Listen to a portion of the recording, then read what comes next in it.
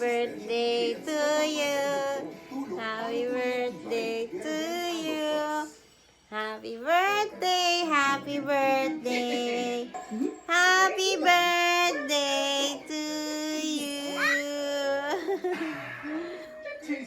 Hi guys! So for today's vlog, samahan nyo nga naman ako sa aking mga ganap sa buhay. Kaya naman, let's go! Tuesday morning and birthday nga ni Yang Yang, ang aking unika iha. And it happened nang na same day din ay yung last na inject niya ng anti-rabies.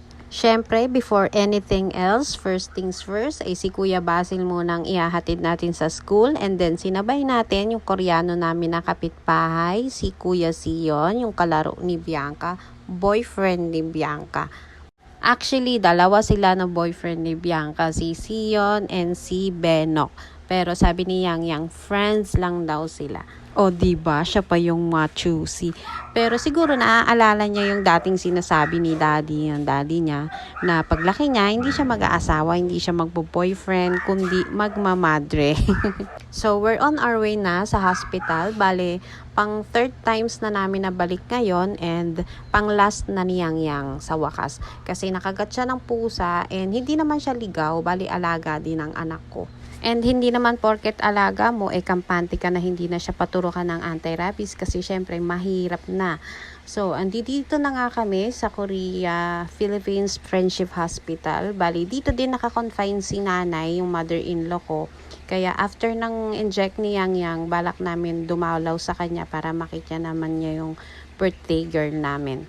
So, pipila na nga kami para makatapos kami ng maaga. Sobrang ang nakaka-proud si Bianca at ang brave niya na ngayon kaysa nung first time namin. At talagang umiyak siya talaga ng bonggang-bongga nun. Pagkadating nga namin, napakaraming tao. Kaya ang alam ko talaga, hula ko na talaga, matatagalan kami. And buti nga at bumaba dyan yung hipag ko para magbantay kay Yang Yang kasi pinabili na ako ng gamot sa pharmacy which is 2,200 pero hindi ko naman yan sinolo. 5 kami naghati niyan. Bale, each person ay magbibigay ng 440 para mabunuan namin yung 2,200.